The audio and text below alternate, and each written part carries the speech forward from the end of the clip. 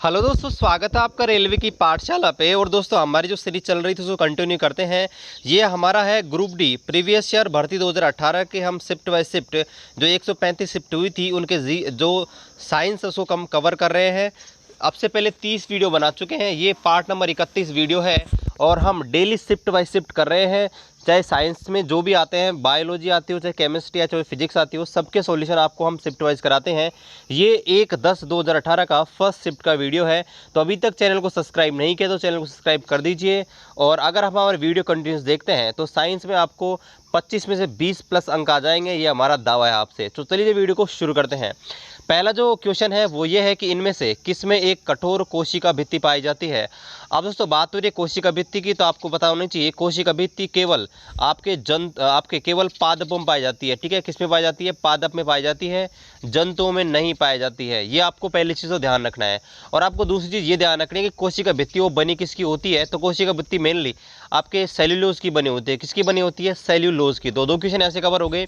और तीसरा इसमें पूछा है कि कठोर किस में पाई जाती है। अब देखिए, मैंने आपको बताया था कि बहुत जल्दी हम टिश्यू करेंगे बायो के अंदर, तब आपको और डिटेल से बता देंगे। तो यहाँ पर देखिए स्क्लेरन काइमा, ठीक है, आपका एक उत्तक होता है जो आपके पेड़ पौधों को कठोरता प्रदान करता है। क्या करता है? कठोरता प्रदान करता है, जिसको बोलता है स्क्लेरन काइमा। ठीक है, तो ऑप्शन नंबर 3 इसका राइट आंसर हो जाएगा। जबकि पेड़ पौधों में लचीलापन कोलेन काइमा प्रदान करता है।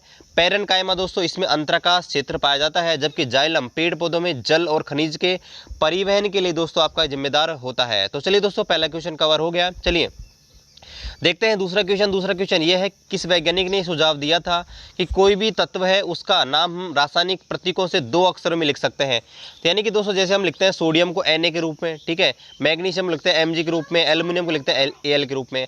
तो आपने देखा होगा कि आधुनिक आवर्तसानी के जो ज़्यादातर तत्व है ना दोस्तों, उनको 2 प्रतीकों से लिखा जाता है अंग्रेजी के। तो यहाँ पर ये वैज्ञानिक थे जो आए थे आपके बर्जिलियस। ठीक है, बर्जिलियस आपके वैज्ञानिक थे जिन्होंने आपके ये बताया था कि आप किसी भी रासायनिक सूत्र, किसी भी रासायनिक तत्व को एक प्रतीक के माध्यम से लिख सकते हैं जिसमें 1 या 2 अक्षर लिए जाएं। तो ये आपके बर्जिलियस ने कहा था, आपको ध्यान रखना है। चलिए अगला जो क्वेश्चन है वो ये है कि थोड़ा सा घुमाया हुआ क्वेश्चन है कि निम्न में से कौन सी जीवन प्रक्रिया है, यानी कि हमारे शरीर में हम कौन सी अभिक्रिया होती है जो रासायनिक ऊर्जा को उष्ण ऊर्जा में बदलती है।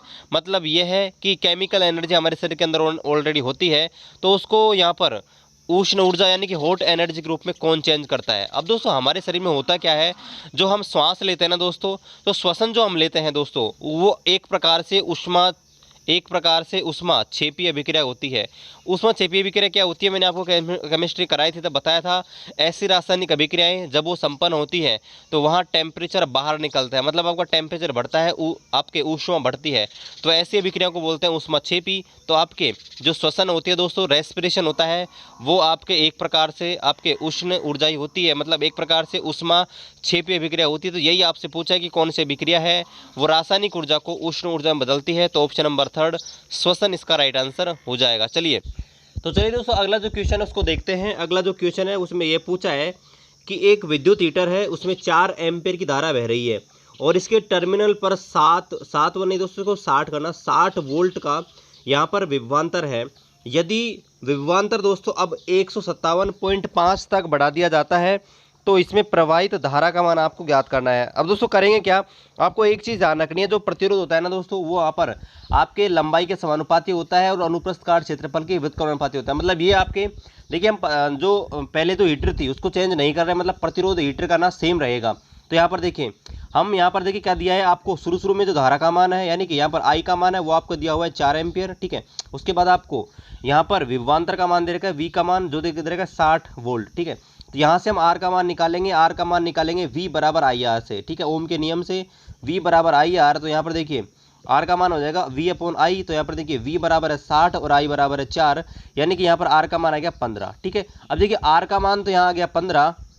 अब आपसे पूछा है यदि इसका वोल्टेज डिफरेंस है, ठीक है, यानी कि जो विभवांतर है वो 157.5 कर दिया गया है, तो अब इसमें बहने वाली धारा क्या होगी, तो आई बराबर क्या हो जाएगी दोस्तों, वी अपॉन आर, यानी कि 157.5 बटे यहाँ पर आ जाएगा 15। तो इसमें भाग लगाएंगे 157.5 है 15 का, तो यहाँ पर इसका आंसर आ जाएगा 10.5 एम्पियर। क्या आ जाएगा दोस्तों, 10.5 एम्पियर, यानी कि ऑप्शन नंबर 2 इसका राइट आंसर आ जाएगा। चलिए देखते हैं अगला जो क्वेश्चन है उसको। अगला जो क्वेश्चन है वो ये है, सार्वत्रिक गुरुत्वीय नियतांक की SI इकाई क्या होती है। अब दोस्तों सार्वत्रिक गुरुत्वीय नियतांक होता है ना, वो क्या होता है कि यहाँ पर देखिए गुरुत्वाकर्षण जो बल होता है दोस्तों वो होता है F समानुपाती m1 m2 upon r square. यानी कि दोस्तों आपके दो अलग अलग द्रव्यमान वाले अगर कोई वस्तुएं हैं, अगर वो r दूरी पर रखे गए हैं तो उनके बीच जो गुरुत्वाकर्षण सूत्र होता है वो दोस्तों ये होता है। अब इसको जब हल करते हैं दोस्तों तो यहाँ पर लिखते हैं F बराबर G m1 m2 upon r square. ठीक है, अब यहाँ पर इसका मान निकालना है तो इसको मान निकालने के लिए और सबको हमें इधर भेज देंगे। ठीक है गाइज, यहाँ पर देखिए जब हम यहाँ पर g का मान निकालेंगे, मतलब g के लिए वैल्यू ज्ञात करना चाहते हैं, तो यहाँ पर g के लिए क्या हो जाएगा दोस्तों, f r square upon m1 m2। अब देखिए वैसे तो आप रट भी सकते हैं और ऐसे भी कर सकते हैं, लेकिन हम आपको समझाने के लिए चीज़ कर रहे हैं। अब देखिए f होता है बल, और बल का होता है न्यूटन, तो न्यूटन, और r होता है दूरी, दूरी का होता है दोस्तों मीटर स्क्वायर, तो न्यूटन इंटू मीटर स्क्वायर बटे ये मास है, मास है, और मास का होता है किलोग्राम स्क्वायर। यानी दोस्तों इसका मात्रा हो गया न्यूटन इंटू मीटर स्क्वायर बटे किलोग्राम स्क्वायर। ये इसका मात्रक हो गया न्यूटन इंटू मीटर स्क्वायर बटे किलोग्राम स्क्वायर। ठीक है दोस्तों, बिल्कुल सिंपल सा है। चलिए अगला देखते हैं, कैल्शियम का परमाणु क्रमांक, परमाणु भार कितना होता है या परमाणु द्रव्यमान कितना होता है। तो बिल्कुल सिंपल सा है, 40 है। इसको तो आपको याद ही करना होगा। मैंने आपसे बोला था कि शुरुआत के 25-30 तत्वों के आप याद कर लीजिए, बहुत बार पूछे जाते हैं। चलिए अगला जो क्वेश्चन है वो ये कि अम्लों के बारे में कौन सी बात सत्य है। तो अम्लों के बारे में देखिए, अम्ल हैं वो नीले लेटरिन सत्र को लाल कर देते हैं। मैंने आपको अम्ल क्षार लवण है वो केमिस्ट्री में करा दिया है। तो आपसे बोला था कि अम्ल होते हैं वो नीले लेटरिन सत्र को लाल कर देते हैं। ऑप्शन नंबर 2 इसका राइट आंसर हो जाएगा। चलिए अगला जो क्वेश्चन उसको देखते हैं, कौन सी अधातु चमकदार होती है। तो देखिए दोस्तों चमकदार होते हैं ना वो आपकी धातुएं होती हैं, लेकिन एक अपवाद होता है कि आपके आयोडीन जो होती है, आयोडीन अधातु होती है। ठीक है, आयोडीन, लेकिन दोस्तों आयोडीन होती क्या है, आयोडीन भी एक चमकदार होती है, मतलब ये चमकती है। जब इनको धूप में रखते हैं, प्रकाश में रखते हैं तो ये चमकती हैं, तो ये गुण को बोलते हैं चमकना। तो यहाँ पर आयोडीन इसका राइट आंसर हो जाएगा। आयोडीन ऐसी अधातु होती है जो कि चमकती है। चलिए अगला जो क्वेश्चन है वो यह है कि एक द्रव्य में 49 ग्राम साधारण नमक और 320 ग्राम जल घुला हुआ है। ठीक है, एक सॉल्यूशन है, उसमें 49 ग्राम तो क्या है दोस्तों, नमक है, साधारण नमक, और 320 ग्राम पानी है। तो आपसे पूछा है कि इसका द्रव्यमान प्रतिशत द्वारा सांद्रता ज्ञात करो। मैंने आपको केमिस्ट्री में मोल सांद्रता ये करा दिया है, स्पेशल वीडियो बनाया था, वो आपको बहुत डिटेल से बताया था। तो अगर आप उसको भी देखना चाहते हैं तो आपको बहुत अच्छा समझ आ जाएगा। आप प्लेलिस्ट में आके केमिस्ट्री वाले सेक्शन से देख सकते हैं। अब दोस्तों यहाँ पर पूछ रहा है द्रव्यमान प्रतिशत। तो द्रव्यमान प्रतिशत निकालने के लिए आपको चाहिए विलेय का भार, ये सूत्र है विलेय का भार बटे विलयन का भार। क्या, विलेय का भार बटे विलयन का भार गुणा 100। तो यहाँ पर देखिए विलेय का भार कितना है, विलेय का मतलब जो घुलता है, क्या घुल रहा है, साधारण नमक, कितना ग्राम है, 49 ग्राम। और यहाँ पर इसके बाद है दोस्तों टोटल विलयन। तो विलयन देखिए 49 ग्राम तो क्या है, नमक है, और 320 ग्राम पानी है। तो ये कितना हो गया, 369। और यहाँ पर इसका भाग लगाना है, यहाँ पर 100 से गुणा करना है। तो 4900 बटे 369, 4900 बटे 369। और यहाँ पर इसको हल करोगे तो दोस्तों आंसर कुछ आएगा 13 पॉइंट। मैं देख लेता हूँ कितना आंसर आएगा, आपके सामने कैलकुलेट करके देख लेते हैं। 49 यहाँ पर देखते हैं, यहाँ पर देखिए कैलकुलेटर का इस्तेमाल कर लेते हैं कैलकुलेशन के लिए, कुछ गलत ना हो जाए इसलिए। तो 4900 और भाग है ना 369, यहाँ पर 13.27 इसका राइट आंसर आ जाएगा, 13.27। ठीक है, तो चलिए देखते हैं अगला आंसर, वो अगला क्वेश्चन। अगला जो क्वेश्चन है कि आपको मिलान करना है। यहाँ पर देखिए जिंक धातु है, SO2 गैस की गंध दे रखी है, और PbI2 का रंग दे रखा है, और इधर दे रखा है पीला, ग्रे और पिगमेंट। आपको इनमें से पहचान करनी है, इनको क्रॉस करना है, मिलाना है। तो यहाँ पर देखें आपको जो आता है ना वो यहाँ पर कर लीजिए। तो यहाँ पर वैसे तो किसी को देखना होगा तो प्रॉब्लम आ रही होगी, लेकिन दोस्तों जिंक धातु होती है ना वो दिखने में ग्रे कलर की होती है, काली धूसर रंग की होती है। तो फर्स्ट को तो मिला देंगे इससे। ठीक है, इसका काम तो हो गया, फर्स्ट को मिला दिया सेकंड से। अब देखिए PbI2 का रंग, और रंग की बात कर रहे हैं तो दोस्तों रंग कैसा है, यहाँ पर देखिए पीला, क्या हो गया, पीला। और बचा क्या फिर, SO2 की गंध, तो ये मिल जाएगा इसमें। यानी कि दोस्तों जिंक धातु है उससे तो मिलेगा ग्रे। ठीक है, PbI2 का रंग मिलेगा यहाँ पर पीला, और SO2 से मिलेगा यहाँ पर पिगमेंट, ये रेजेंट यानी पिगेंट। ठीक है, तो ये इसका राइट आंसर हो जाएगा। चलिए अगला जो क्वेश्चन देखते हैं वो ये है, किस प्रकार की ऊर्जा में 2 प्रकार की ऊर्जाएं होती है। तो मैंने आपको जो ऊर्जा बताया था उसमें बताया था कि यांत्रिक ऊर्जा 2 प्रकार की ऊर्जाओं से मिलकर बनी होती है, गतिज ऊर्जा प्लस स्थितिज ऊर्जा। तो यहाँ पर इसका राइट आंसर आ जाएगा मैकेनिकल एनर्जी यानी कि यांत्रिक ऊर्जा। चलिए अगला जो क्वेश्चन उसको देखते हैं। जब एक चालक तार में 2 एम्पियर की धारा दी जाती है तो इसके सिरों पर 4 विभवांतर उत्पन्न होता है, 4 वोल्ट का विभवांतर उत्पन्न होता है। तो आपसे पूछा इसका प्रतिरोध ज्ञात कीजिए। अब दोस्तों ओम के नियम से भी हमने देखा था, V बराबर होता है IR। अब यहाँ से प्रतिरोध का मान पूछा तो I बराबर हो जाएगा V/R। तो यहाँ पर देखिए V का मान आपको दे रखा है यहाँ पर देखिए 2, V का मान आपको दे रखा है 4 वोल्टेज, और R का मान आपको दे वो V अपॉन आई आ जाएगा, V अपॉन आई। तो यहाँ पर I का मान आपको दे रखा है 2 एम्पियर, तो 4/2 बराबर 2, यानी कि यहाँ पर 2 ओम आ जाएगा इसका राइट आंसर, 2 ओम 2 प्रतिरोध। ठीक है, चलिए अगला जो क्वेश्चन है वो ये है कि मंदन क्या होता है। अब देखिए मंदन क्या होता है दोस्तों, मान लीजिए कोई बस चल रही है, कोई कार चल रही है, तो हम उसमें जब ब्रेक लगाते हैं ना, तो होता क्या है, उसका जो वेग है लगातार कम होता है, कम होता है, कम होता है। मान लीजिए आपकी जो कोई वस्तु थी वो शुरू में 50 की स्पीड चल रही थी, तो ब्रेक लगाया और 10 सेकंड के बाद इसकी स्पीड आ गई 10 पे। ठीक है, 10 सेकंड बाद इसकी स्पीड आ गई 10 नहीं 20 मान लेते हैं, चलिए और आसान रहेगी। मान लीजिए कोई ट्रक था, कोई बस थी, उसकी पहले स्पीड थी 50, उसने ब्रेक लगाया और ब्रेक लगाने के 10 सेकंड बाद उसकी जो स्पीड है दोस्तों आ गई किस पे, 20 पे। ठीक है, किस पे आ गई, 20 पे। तो आपसे पूछे इसका त्वरण क्या होगा, तो दोस्तों यहाँ पर त्वरण होता है ना वो नेगेटिव होता है, यानी कि उसको बोलते हैं यहाँ पर ऋणात्मक त्वरण। और इसका त्वरण का जो मात्रक होता है वो त्वरण निकालते हैं कैसे हैं, यानी कि A बराबर V minus you upon T, क्या आ जाएगा, V minus you upon T, यानी कि यहाँ पर इसकी वैल्यू जो निकालेंगे वो दोस्तों नेगेटिव में आती है। तो मंदक क्या होता है दोस्तों, जो ऋणात्मक त्वरण होता है, ठीक है, नेगेटिव एक्सेलरेशन होता है, उसे बोलते हैं मंदन। ठीक है, ये आपको ध्यान रखना है, मतलब कि किसी वस्तु की जो वेग होता है, वेग लगातार घटता है ना, तो उस स्थिति को बोलते हैं मंदन। ठीक है, चलिए अगला जो क्वेश्चन है वो ये देखते हैं, निम्नलिखित में से वर्गीकरण में से कौन सा परमाणु द्रव्यमान पर आधारित था। ठीक है, तो यहाँ पर देखिए option number first, second, third तीनों यहाँ पर इसका राइट आंसर है, यानी कि तीनों के तीनों ही आपके परमाणु द्रव्यमान पर आधारित है। तो ये क्वेश्चन इस प्रकार से होना चाहिए था कि कौन सा परमाणु द्रव्यमान पर आधारित नहीं है, यानी कि दोस्तों जब तत्वों को यहाँ पर परमाणु भार के आधार पर, सबसे पहले देखिए डोबेराय ने रखा, फिर न्यूलैंड आया, फिर मेंडलीफ आया, तो इन्होंने परमाणु भार के आधार पर, वो परमाणु द्रव्यमान के आधार पर ही तत्वों को वर्गीकरण किया था। लेकिन हेनरी मोजले 1913 में आया था, उसने आपके आधुनिक आवर्त सारणी दी थी और उसने सबसे पहले परमाणु संख्या का इस्तेमाल किया था। यानी कि आपसे पूछा है कि परमाणु द्रव्यमान पर आधारित कौन थे, तो 1, 2, 3 तीनों इसके राइट आंसर आ जाएंगे। चलिए अगला जो क्वेश्चन है वो ये है कि किसी गेंद को ऊपर की ओर 25 मीटर प्रति सेकंड के वेग से फेंका जाता है। ठीक है, लिख लीजिए साइड में, देखिए 25 मीटर प्रति सेकंड, यानी कि आपको देखा यू का मान 25। ठीक है, इसके बाद यह अपने उच्चतम बिंदु पर पहुंचने के बाद, उच्चतम बिंदु पर पहुंच गया, मतलब v का मान क्या होगा दोस्तों, 0, यानी कि लास्ट में उसका अंतिम में हो गया 0। कितना समय लेगा, t आपको ज्ञात करना है। ठीक है, यदि गुरुत्वीय त्वरण का मान g का मान है दोस्तों 10। ठीक है, ये आपको दे रखा है। अब आपसे t का मान आपसे पूछा है कि t का मान क्या होगा। अब दोस्तों t का मान ज्ञात करने के लिए हमारे पास दोस्तों बहुत सारे तरीके हैं। उसके पास हमारे पास गति के 3 समीकरण हैं। ठीक है, तो उनसे हम निकालेंगे। लेकिन दोस्तों उससे पहले आपको एक चीज़ ध्यान रखनी है, जब भी किसी वस्तु को पृथ्वी की सतह से ऊपर की ओर फेंका जाता है, तो यहाँ पर दोस्तों जो इस समय हमको उसके ग्रेविटी के विरुद्ध कार्य करना पड़ता है, मतलब उसके गुरुत्वाकर्षण के विरुद्ध कार्य करना पड़ता है। इसलिए यहाँ पर जो गुरुत्वाकर्षण त्वरण होगा ना दोस्तों, वो आपके g होगा दोस्तों, वो -a के बराबर होगा। किसके बराबर होगा, -a के। अब देखिए दोस्तों यहाँ पर एक सूत्र हमारे पास है, पहला ही यहाँ पर देखिए गति का पहला जो है उसको लगाते हैं v बराबर u plus A T, v बराबर u प्लस ए टी। अब देखिए v तो हो गया 0, लेकिन यहाँ पर a का मान हो जाएगा -g, क्या हो जाएगा, -g।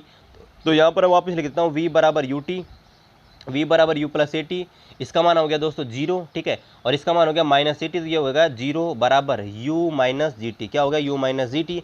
अब देखिए t का मान यहाँ से निकालें तो t बराबर क्या हो जाएगा दोस्तों, u अपॉन टी, वो u अपॉन जी, क्या हो जाएगा u अपॉन जी। तो u बराबर आपको दे रखा है 25 मीटर प्रति सेकंड और g आपको दे रखा है 10, यानी कि दोस्तों आंसर आ जाएगा 2.5 सेकंड। क्या आ जाएगा, 2.5 सेकंड इसका राइट आंसर हो जाएगा। चलिए अगला क्वेश्चन देखते हैं कि डाल्टन ने परमाणु के बारे में क्या कहा था। तो दोस्तों परमाणु के बारे में डाल्टन ने कहा था, मैंने आपको केमिस्ट्री में पढ़ाया था कि डाल्टन ने कहा था कि परमाणु है वो अविभाज्य है, मतलब परमाणु के और छोटे टुकड़े हम नहीं कर सकते।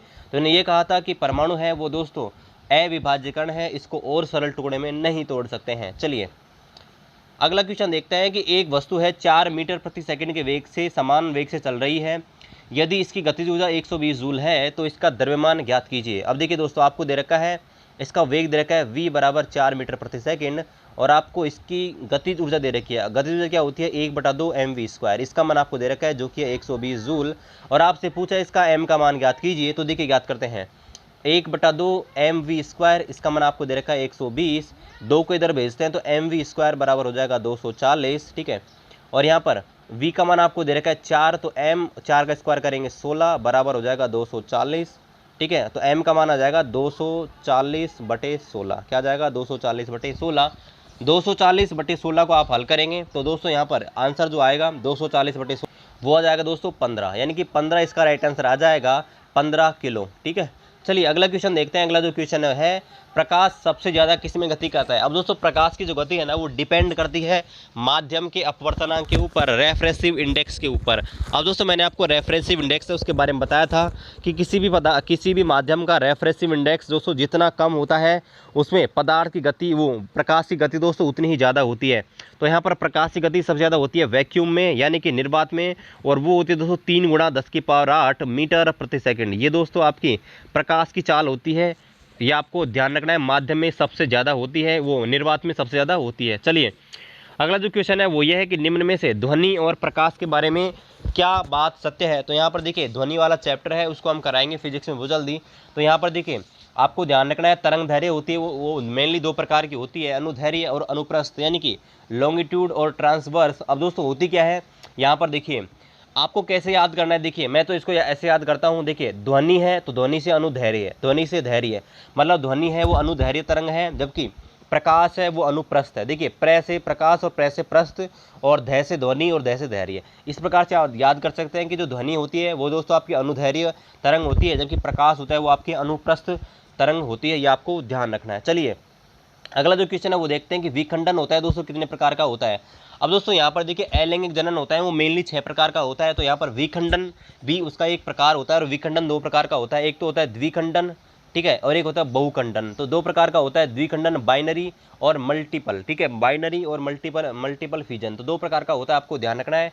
इसका राइट आंसर आ जाएगा 2। चलिए अगला जो क्वेश्चन है उसको देखते हैं कि संतृप्त हाइड्रोकार्बन होते हैं वो दोस्तों क्या होते हैं। तो दोस्तों संतृप्त हाइड्रोकार्बन होते हैं ना वो आपके होते हैं जिनमें एकल बंध पाया जाता है। अब दोस्तों जिनमें भी एकल बंध पाया जाता है वो सारे के सारे होते हैं संतृप्त हाइड्रोकार्बन, और जिनमें एकल बंध पाया जाता है उनका सामान्य नाम होता है दोस्तों एल्केन। क्या होता है, एल्केन। एल्कीन क्या होता है जिनमें द्विबंध पाया जाता है, और एल्काइन क्या होता है जिनमें त्रिबंध पाया जाता है। और समस्थानिक क्या होते हैं,